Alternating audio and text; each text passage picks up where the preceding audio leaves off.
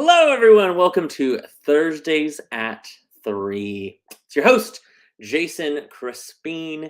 So glad you're joining today, Thursday, July 14th. I made this link yesterday and it automatically did yesterday's link. Today's not the 13th, it's actually the 14th. So happy Thursday to everyone. Hopefully, everyone's having a great week and enjoying the great weather that we're having. Here at ALT, of course, everything's going really well. We want to talk not one, not two, but we have 3 stars of 42nd Street.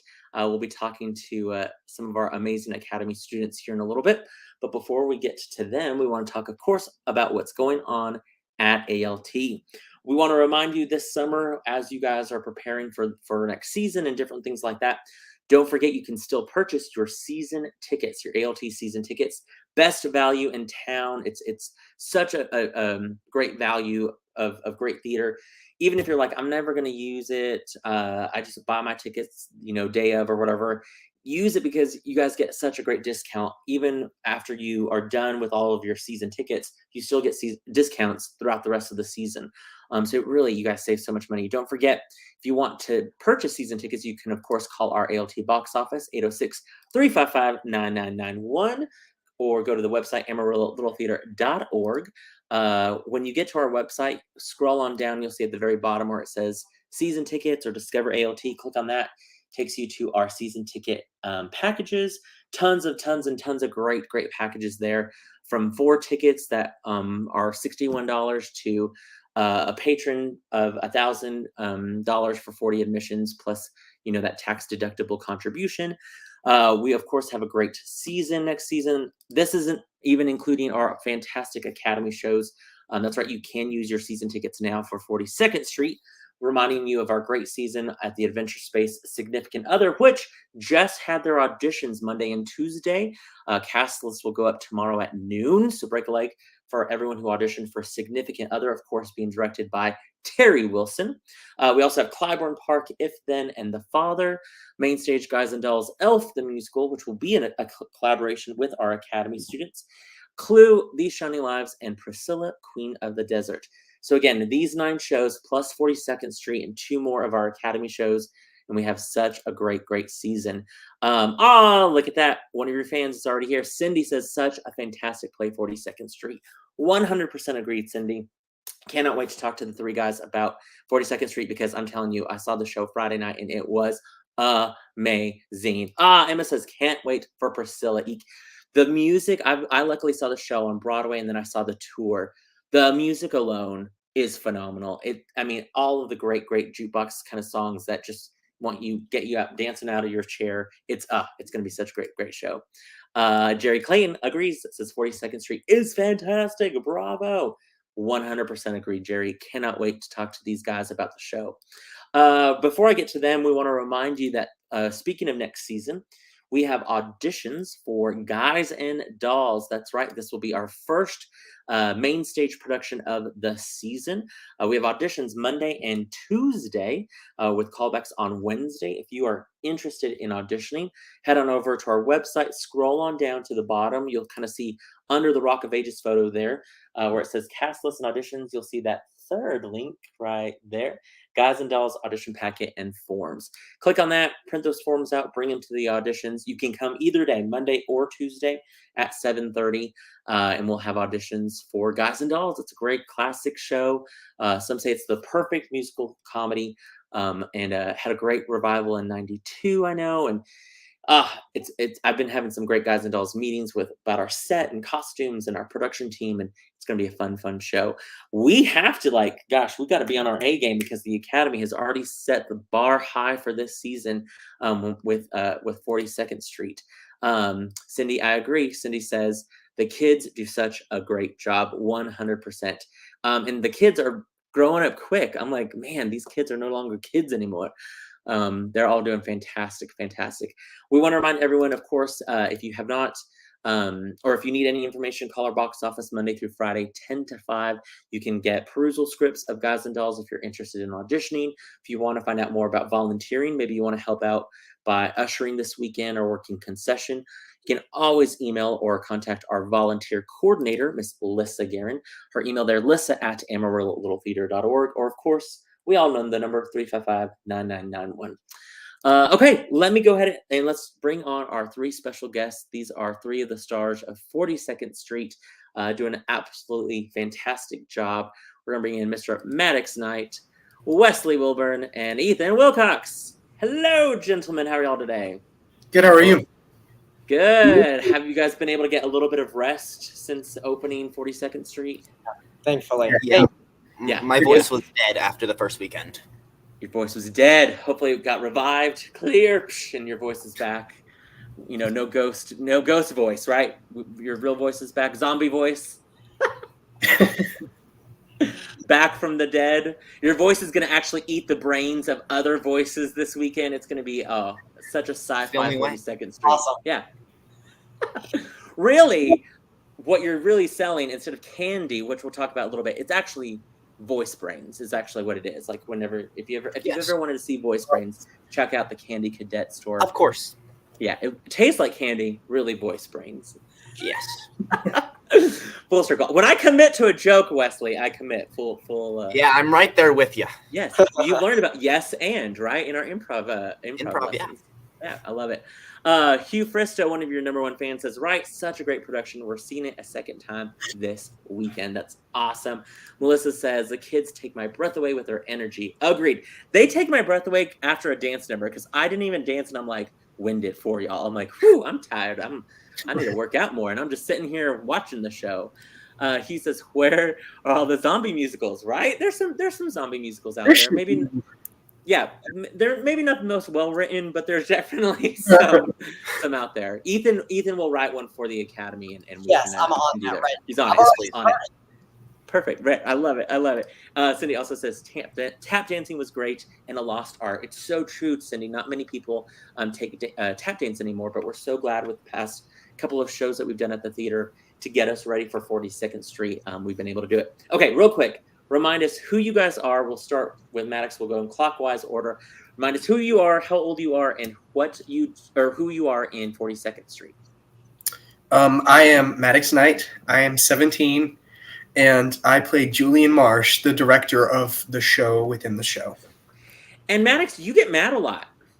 Yes, I do get mad a lot. Yeah. I've never seen a director get mad ever, so I have no clue what this character that you've come up with is. Obviously. He came out of nowhere. Out of nowhere. The choices that you made were so unique for a director to yell at his company so many times. I thought that was an interesting take. So well done, sir. Well done. Wesley, what about you? Okay, my name is Wesley Wilburn.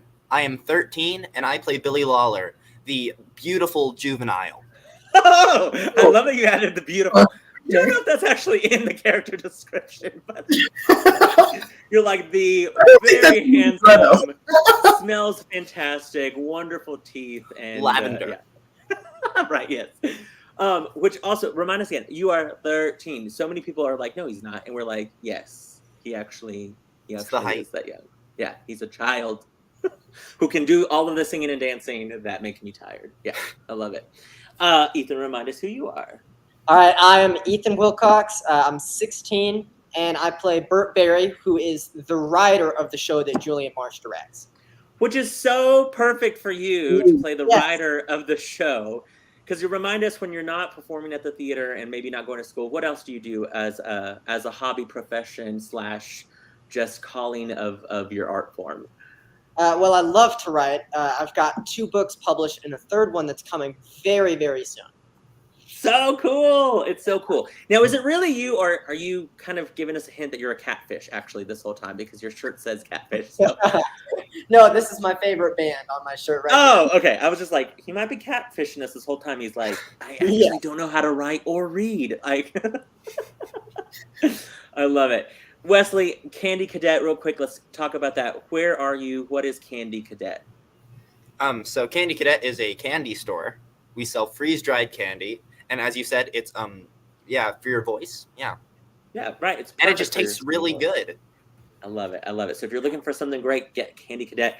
And then we were talking no bad day on Maddox. That's what his wall says. No. Oh, bad days, plural. Excuse me. Days. No bad days. I love it. I love it. Guys, we are blowing up on comments already. Jeffrey Pickens, your assistant music director, says this cast absolutely blows me away every night. I love it. Ethan, just to let you know, Cameron says co-writer. Co-writer. Okay. Ooh, you're in trouble. Whew, someone's not going to be there for your lines tomorrow. She's going to be like, yep, go ahead and say all the lines then, apparently. Figure it out. Malia Baker, one of our ALT warriors, says, oh my goodness, this show was amazing. You guys blew me away with your talent. And Maddox, that final scene, flawless. I love that. Thank you. Brilliant. Your Madam Director, Michaela, says, real, recognize real. He's not a catfish. That was Michaela, I may have showed these boys before we went live a little snippet of some video of earlier. Just check out social media about a potential mouse incident today at the theater. That just a little precursor. Just putting that out there. Emma says, my kid shamelessly plugging. No, that's good. I wanted him to plug that. Awesome store. I love it. Okay, real quick, guys. Remind me. I remember, but I want our audiences to know. Remind us how you first started at ALT Academy. Like, what were you in a class first, a show first? You saw a sibling on stage first. Like, how did you start off at ALT? I'm gonna start with you, Ethan. Well, mine I think is pretty interesting. I actually started when I was in the 7th grade, and then going into 8th grade, and I did it for a while. And I auditioned for Christmas Carol, I think it was, but I unfortunately wasn't able to do that. And so, since I was doing school theater, I just kind of dropped out of ALT and I stopped doing it. And then I just rejoined it this year. And my first show was Sherlock Holmes. I cannot believe it took me this long to find a place to call home. Well, and it's funny because I almost didn't recognize you in Sherlock Holmes because of the wig. Yeah, the stupid red hair. I was like, who's the redhead kid? They're like, Ethan Wilcox. And I'm like, no, the redhead kid. Who's the redhead kid? They're like, it's Ethan Wilcox. I love it. So yeah, and that happens all the time. People like have so much school activities and get busy with sports or this and that. And then every now and then somebody will come back. Noah Lang, he was a perfect example. He went off and did football and then came back and now he's working at the theater. And so yeah, we totally understand. Sometimes schedules just get crazy, but we're so thrilled that you're back and doing such a phenomenal job in the show. Wesley, remind us how you got involved. So when I was little, I watched Aladdin, and that's when I started thinking, oh, this might be something I want to do. And then we left that show. I completely forgot everything about ALT. And then we went back and then we watched Christmas Carol. And I was in the line for a cookie, and I saw the little table with the calendar stuff. It's the first time I'd ever seen that table. And I picked up a calendar. I grabbed my cookie. I scurried back to my mom, and then I showed her the calendar. I was like, Mom, can we do this next semester? And then the next semester I was in one of the classes. Nice, yes. And you are a great testament to a great story. I think you auditioned for Honk, didn't get in, but still came back and still got more classes and then you were like, oh, and now look at you doing great jobs and pursuing more, theater with musical and dance and stuff like that. So I always tell kids, if you audition and you don't get in the first time, it's okay. Sometimes it's just you got to still figure out the basics of theater, and we never want to put somebody on stage that's not prepared or anything like that. And so sometimes it might take another class or another just semester learning about the process and stuff like that. So that's always a great testament to you, Wesley, for continuing and figuring out your space here at ALT. Maddox, reminding me about you. Your first role was a little stinky. Yes. I saw multiple productions on school field trips. I remember seeing Stuart Little and Charlotte's Web, and I was just so impressed. I thought it was so cool. I had to do it, and it took a little bit of convincing, but I finally got my parents to let me take classes, and then my first show was Winnie the Pooh, and yeah, I was the skunk. He was the little skunk. It was awesome. Wesley, Emma was reminding us you forgot your own name at the audition of Honk. Thanks, Mom. Yeah. It's a hard name. You might have been catfishing as well with Ethan. Who knows? Right? Megan says, absolutely amazing show. Y'all blew us away, and our little Colin hasn't stopped tapping at home since. Colin's, of course, one of our awesome Academy kiddos. Y'all have definitely inspired our kids. I love that. I absolutely love that. And one of our amazing alumni, Mr. Braden Dalrymple there, says, all these grown-up kiddos, Braden, there is a scene they are in a lobby restaurant-y part of a hotel where they're all like drinking champagne and like in tuxedos and evening dresses, and I'm like, what? How are these adults on stage? You guys all look so grown up in that scene. Hugh Fristo says, Maddox typecast again, skunk angry director. What's next? Got him. So true. So true. Next he'll be a stinky director and combine all the roles into one. I love that. I love that. Yeah, perfect.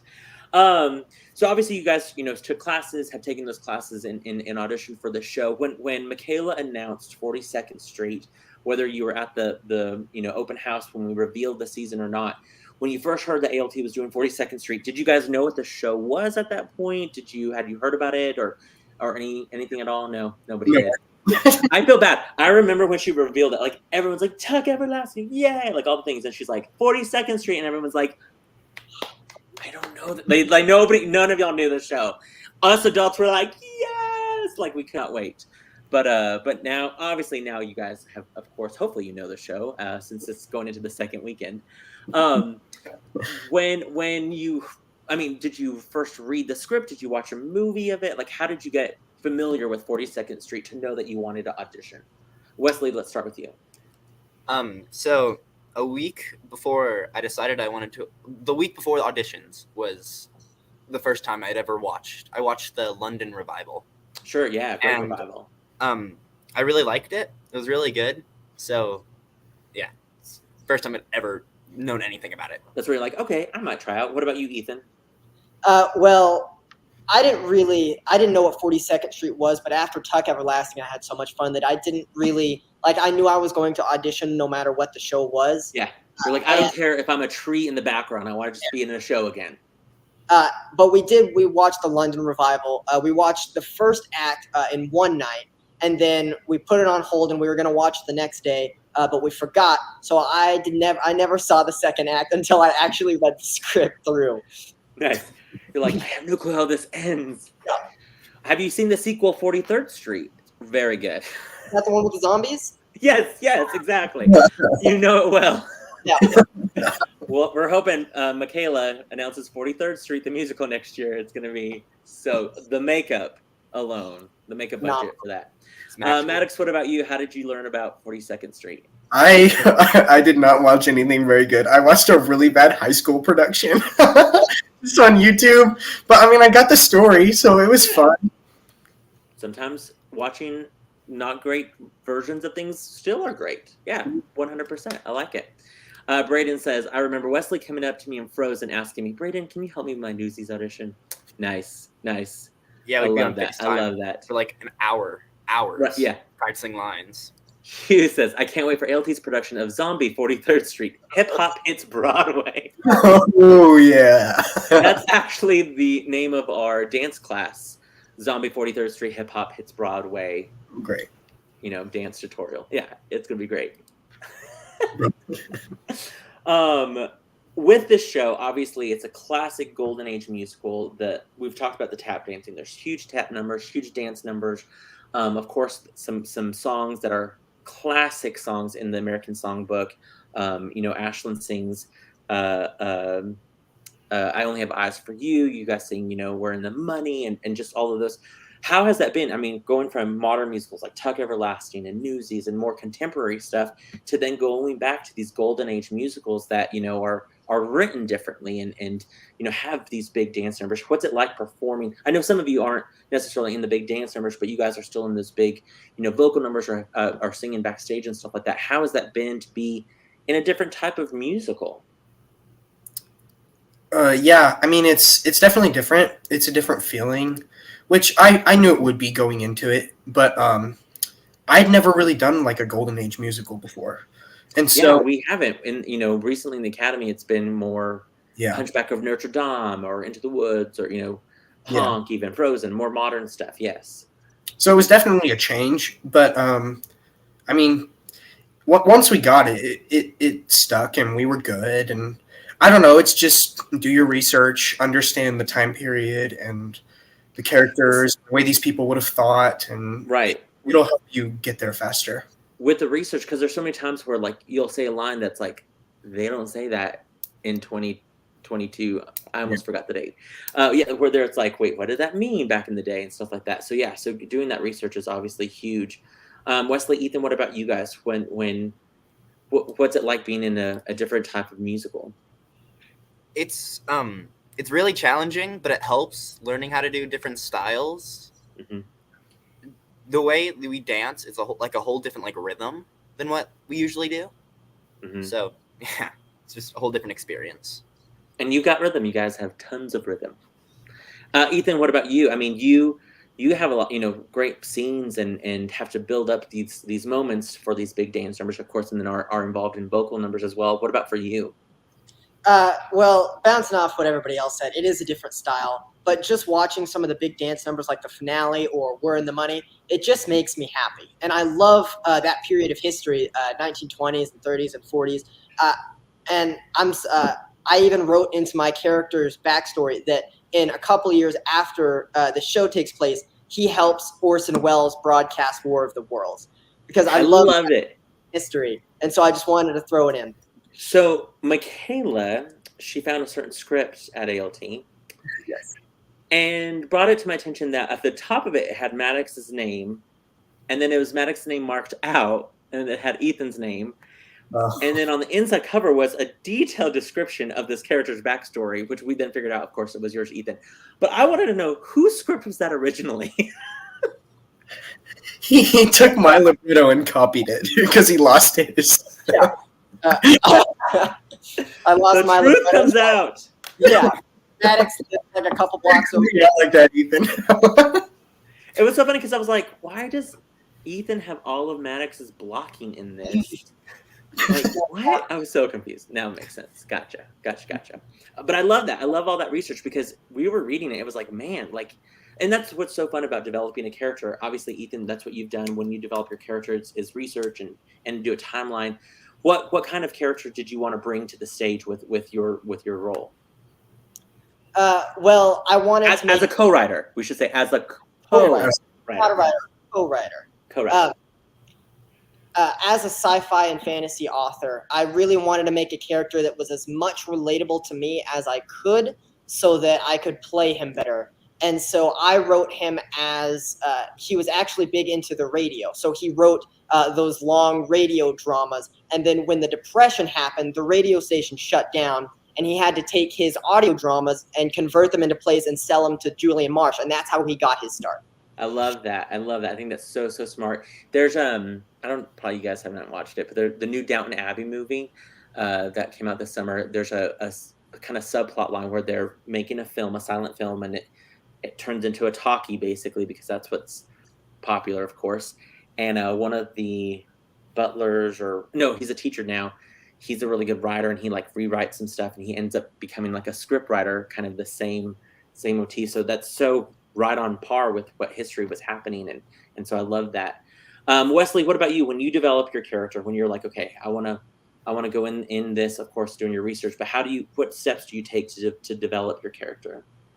So for this certain character, the show's a lot about stereotypes of different singing parts. So I did a lot of research on tenors and how they act. And also, I did a lot of research on hair in the 1930s. A lot. Yeah, nice. And then I love that. I love that. On the very back page of my script, I wrote down every single thing that had happened to Billy Lawler up from when he joined Broadway to this show. Sure. To know what he's experienced. Well, and your character is such a positive light in the scenes too, where you're just rooting for Peggy and you're wanting her to succeed, and you're a confidant for her and things like that, and yes, have a little bit of that tenor ego, if you will, which I love. The moment with you and Savannah is hilarious, but I love the element that you've brought to this character because we all know a character like that in the theater. You know what I mean? It's somebody who we can all be like, oh yeah, that's so and so from another show or whatever. It's so smart. Maddox, what about you developing a director with a temper? Yeah. Funnily enough, you've never seen any director with a temper. I don't know if I should say this. I thought of Alan Shankles. I tried to summon my inner Alan. And but Oh, we lost Maddox all of a sudden. I'm so sorry Oh, that no. apparently Alan might have just hit a. No, I'm just kidding. That was just me.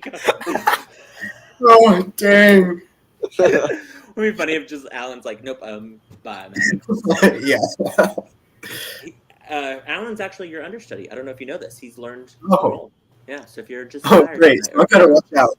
or ready to go in. No, sorry, you were saying. No, yeah, I mean, from past directors.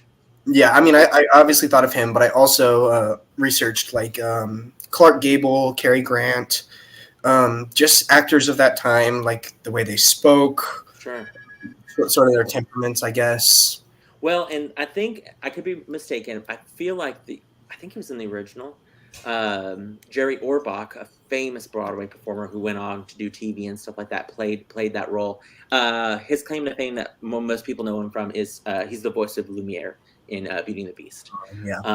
But he's phenomenal. And so if you go back and watch the Tonys performance of 42nd Street in like the original number, he has a big, of course, they've sing Lullaby at Broadway, and it's just great hearing him. But yes, that classic kind of director kind of motif, if you will. Michaela, your director, says, I don't know how Tams Whitmark feels about copying. You're talking about the scripts.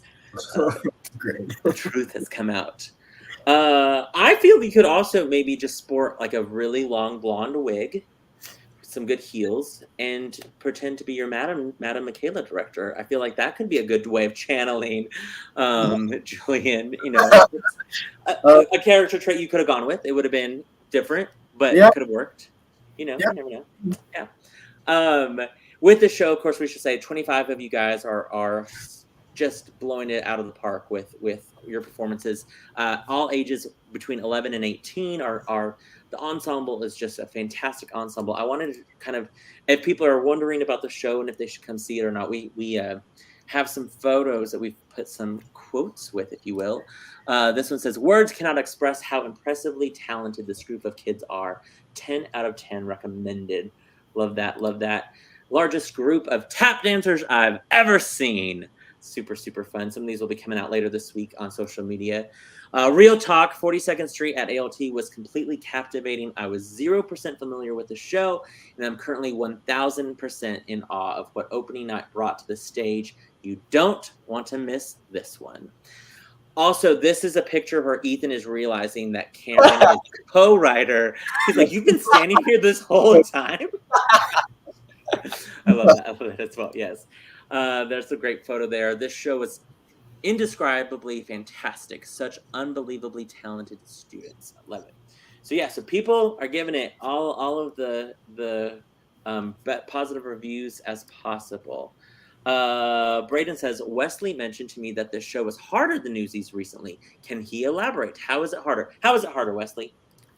Okay, so Newsies, it was a lot of dancing, but it wasn't as hard of dances. And this show also has a lot of singing, so that's tiring. And then the dances are a lot longer and a lot more energy exhausting. Well, and you have to think too, in the first like 10 minutes of the show, there's like 4 dances already and like all different styles and tons of things. But you also have to think these Golden Age musicals had longer dance breaks, and Newsies, we had a big cast where people would do tricks and dance and then kind of go off to the side and then come back out and do something else. This one, the ensemble's a small ensemble where you guys are doing all of the dancing. Like, and so I can understand where some of the fatigue would come in because there's a whole lot more dancing. There are longer dance breaks, a whole lot more tap. You know, we had 1 tap number in Newsies, of course, other dances as well. But I could see where that could be a little more challenging for sure.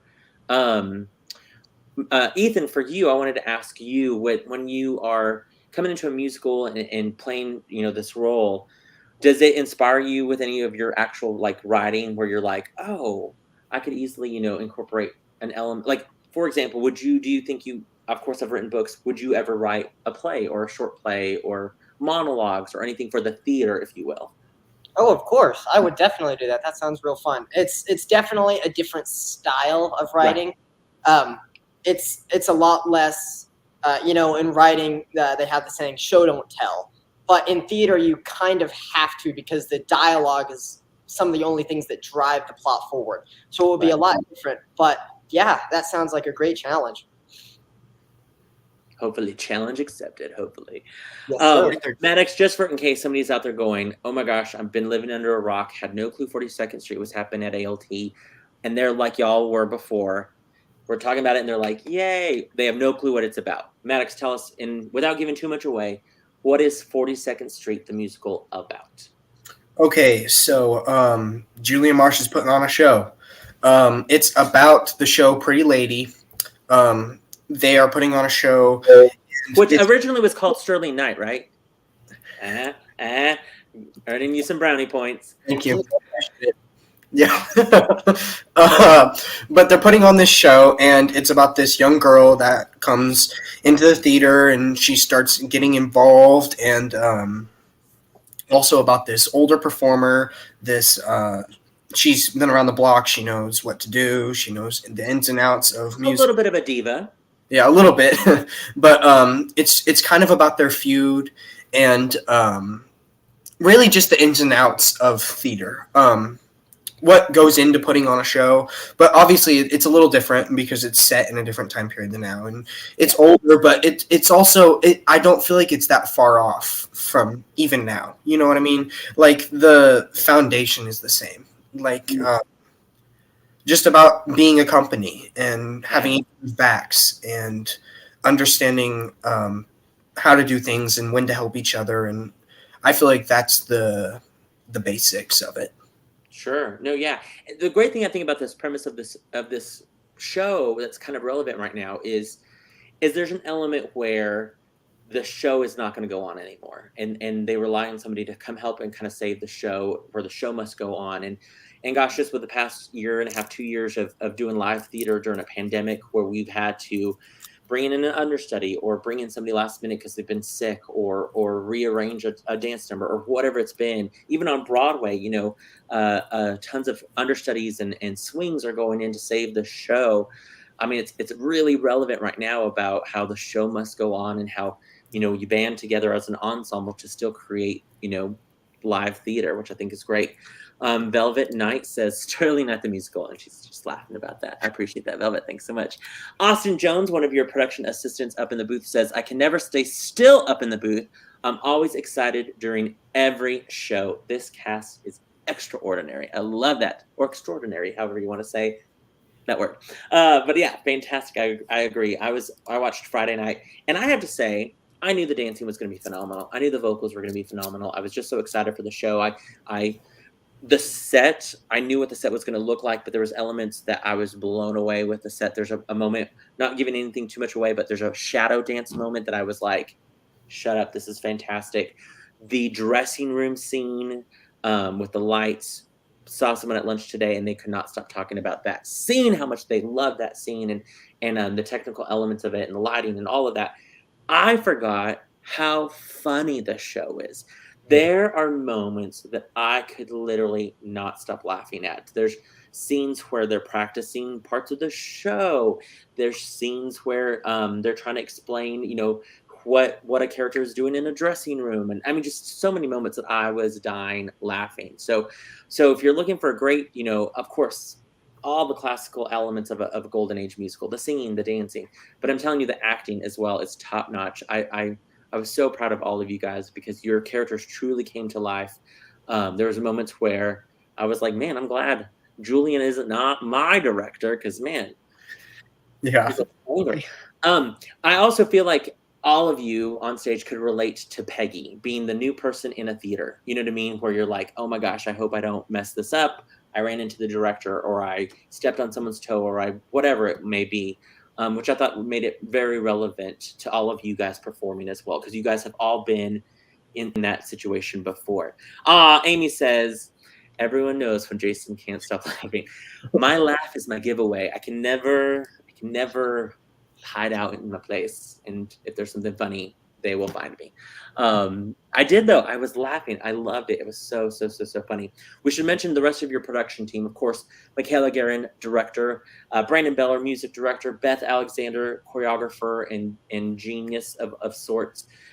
Tana Robertson designed the set. Tiffany Lauer on costumes, Casey Humphrey as assistant director, and then your two production assistants there, Velvet Knight and Austin Jones, who have talked. And then, of course, earlier, Jeffrey Pickens as the assistant music director. Your production team is phenomenal. You guys have all done a great job. You can tell that you guys are all having a lot of fun. I want to know, whether it be a scene that you're involved in or not, what is a moment of the show that you look forward to every night where you're like, oh, I can't wait, I get to do this number, or oh, I can't wait, I'm going to watch from the wings or on stage, my fellow actors on stage do this number. What's a moment that you get excited for? Let's start with you, Wesley. So in finale Act 2, there's this whole long dance. And like in the middle of the dance, it's me and Peggy, and it's a style of dance that I've never done before. Yeah. I didn't know existed. I didn't know people did that. Yeah. And it's so fun to do.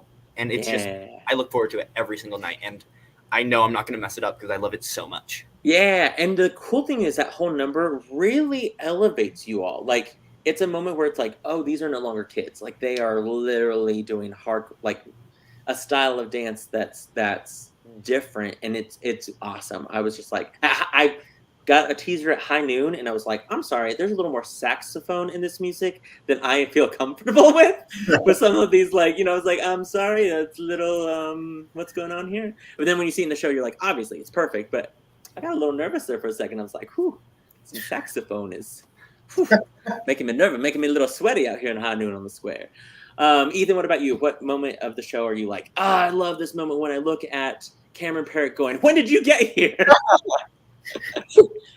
Well, mine, I really like the finale, but I think mine is with the War and the Money dance. And I'm not in that, but it's I sing in it backstage, and it's just so glittery, and there's lots of sequins, and the stairs light up. That one blew me away because I came back after like a week of break, and I saw the stairs light up for the first time, and I was like amazed. I turned to the person next to me, and I was like, they light up? I love it. Agreed. It's infectious, that number where you are just at the end of it, like, if you're not smiling and clapping and going, I love tap dancing, then you have no soul, is what I say. Agreed. It's just this infectious, fun number. Maddox, what about you? I know I'm a little biased because it's really my first singing part in the show, but I just love Lullaby.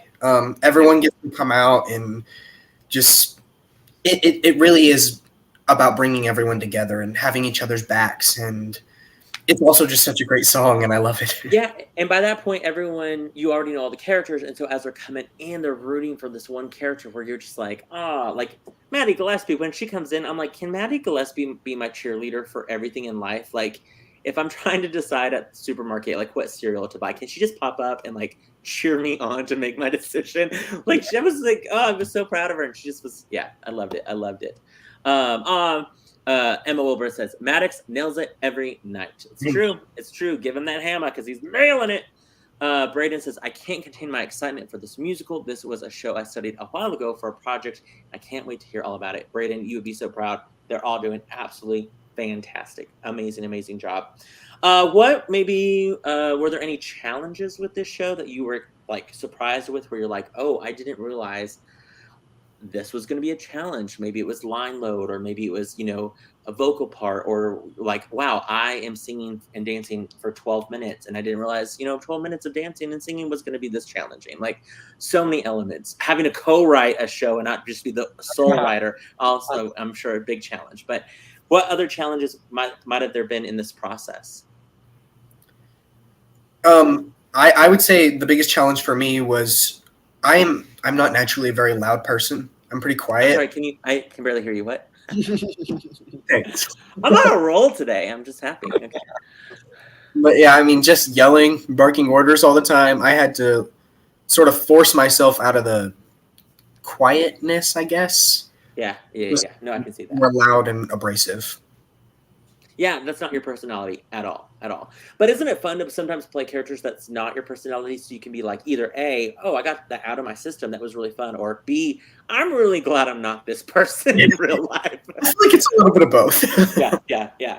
I played a character, this is not an Academy show, but there was I very rarely cuss. Like it's extreme if I ever, like I just don't. But I played a character in an adventure space show where I had to do a lot of cussing, and it was like, oh my gosh, this is so fun. But then also I was like, I'm glad I don't do this in real life. It was a good 2-week moment, and then I was like, yeah, I'm good. Great. Ethan, what about you? Well, I think so. In the middle of the show, in the middle of the production, I got accepted into Texas Boy State, which is this. It's amazing. It's a very political thing, and I fly down to Austin for about a week. But before that, we went early to look at some colleges. So it was about 2 weeks of show that I was missing, which is already a lot. And so I was like flying home from Austin. I was like reading my lines and drilling into my skull. And then I get back and I go to one music rehearsal, and then the next day I catch COVID. Oh, and so another week that I have to miss. So that was probably the biggest challenge. And sure. That was That's rough. hard. Mm-hmm. Now, when you say you were looking at your script, was it your script or the script you copied from Maddox? It was the script I copied from Maddox. I'm never gonna let that go. Wesley, what about you? Any challenges?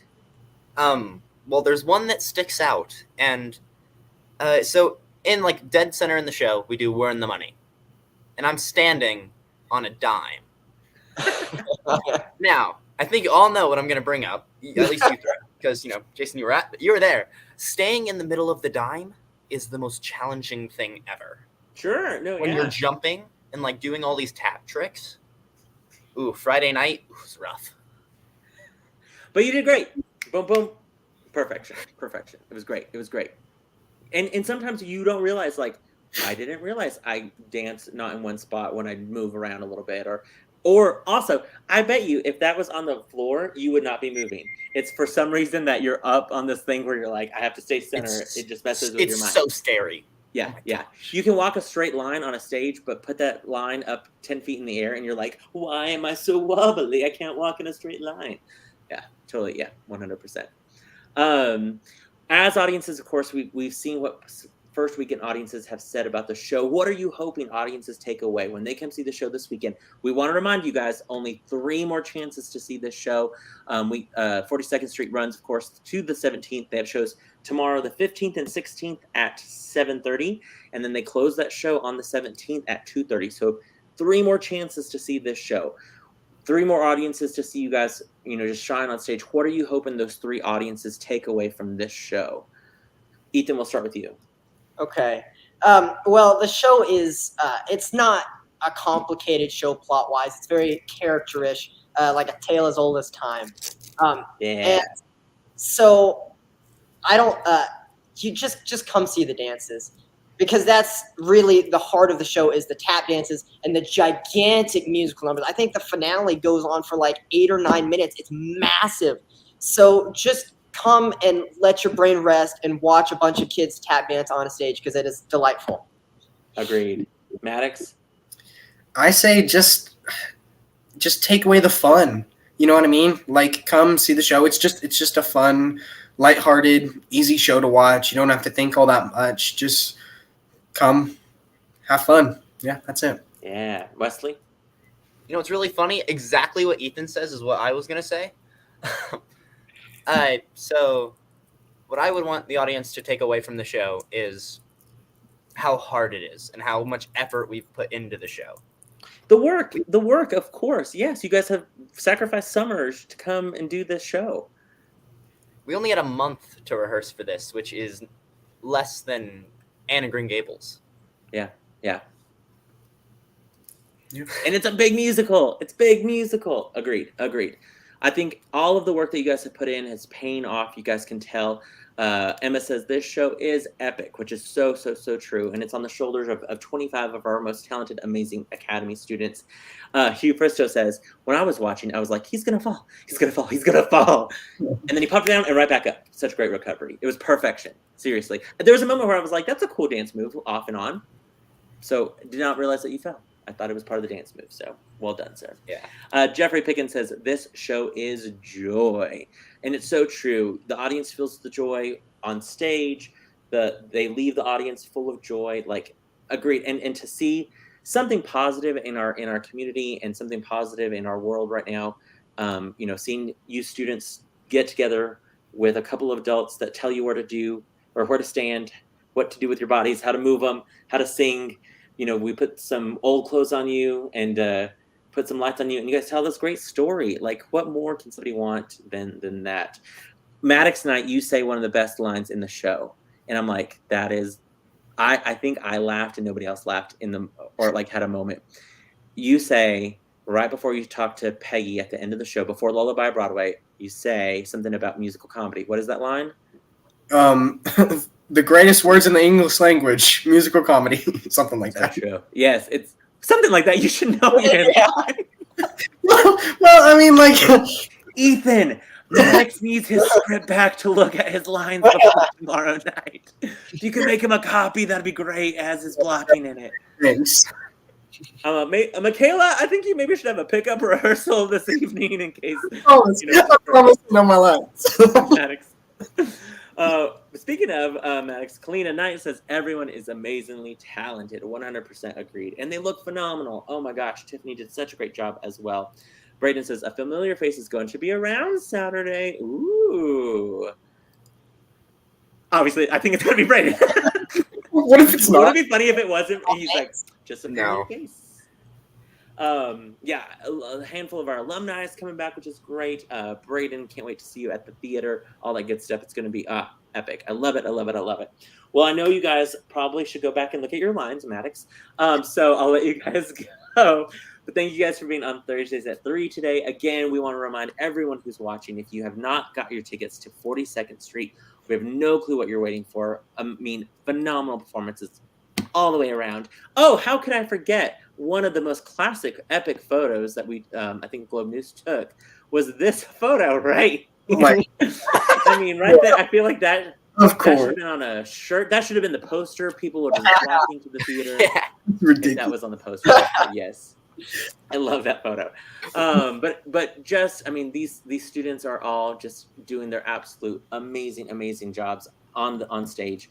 And off stage, our crew is phenomenal. They're singing backup vocals for the dancers on stage. All of the elements are coming together with this big show. I'm going to play a quick video that I played last week. It's just a little promo of some of the tap dancing, and then we'll sign off. So hold on, guys, real quick.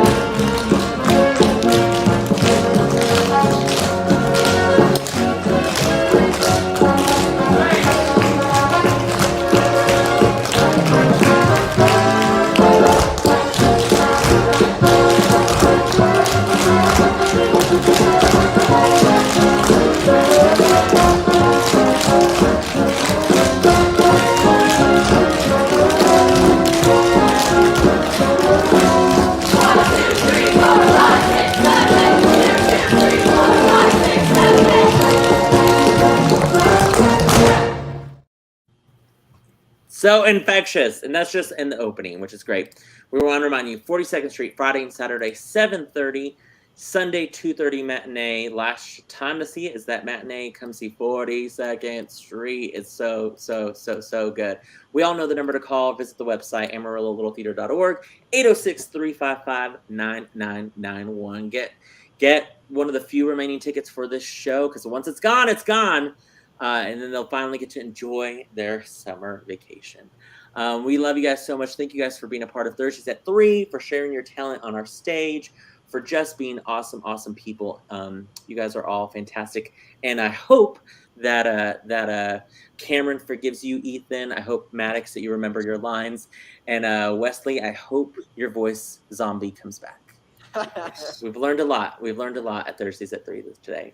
Okay, we'll see you guys next week. Don't forget Guys and Dolls.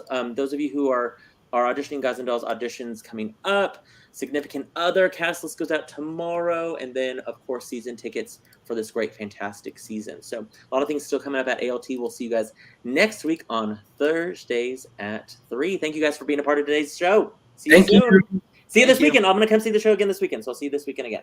Awesome. Bye, guys.